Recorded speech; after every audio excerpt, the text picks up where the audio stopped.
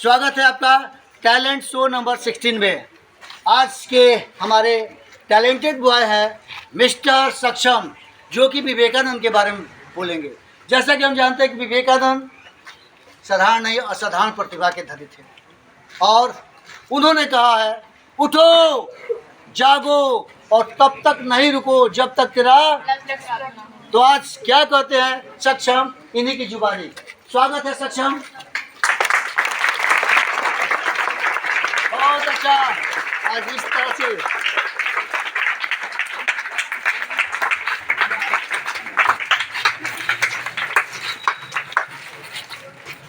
नमस्कार दोस्तों, मेरा नाम सक्षम कुमार, मैं क्लास 17 का छात्र हूँ। आज मैं आपको स्वामी विवेकानंद के कुछ सुनहरे पलों के बारे में बताना चाहता हूँ।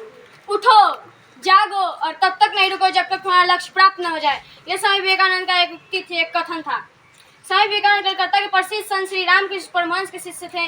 उनका जन्म 12 जनवरी 1862 को कलकत्ता में हुआ था। उनके बचपन का नाम नरेंद्र था। वे कलकत्ता के वकील बाबू श्री विश्वनाथ दत्त और श्रीमती भुवनेश्वरी देवी के पुत्र थे। एक बार वे अपने पिताजी के साथ घोड़ा गाड़ी में बैठकर घूमने जा रहे थे। तभी जो उनका घोड़ा था कोचवान, वो हाँक रहा था। तब बालक नरेंद्र ने अपने पिताजी से कहा कि जिस प्रकार आप अपने भागते घोड़े को अपनी चाबुक की मदद से काबू में रखते हैं, उसी प्रकार मैं भी अपने मन के घोड़े को हाथ में रखूंगा। ये उसी प्रकार उनके पिताजी सोच में डूब गए कि ये बड़े होकर कहीं सन्यासी ना बन जाए, और उनका कथन सही निकला। वे स्वामी विवेकानंद बड़े होकर कभी भी शादी नहीं किए और वे बड़े होकर एक सन्यासी बन गए। एक बार वे कक्षा में पढ़ रहे थे, उनका मन पढ़ाई में नहीं लग रहा था। वे दूसरे बच्चों के साथ बात कर रहे थे। अध्यापक ने उनसे प्रश्न पूछा तो उन्होंने उसका उत्तर सही दिया, और जब दूसरे बच्चे से पूछा तो उन्होंने उत्तर गलत दिया।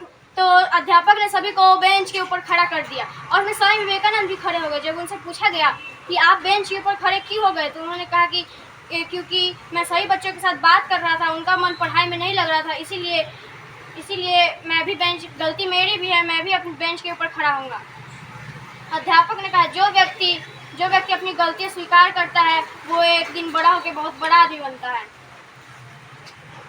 एक दिन वो बहुत बड़ा आदमी बनता है।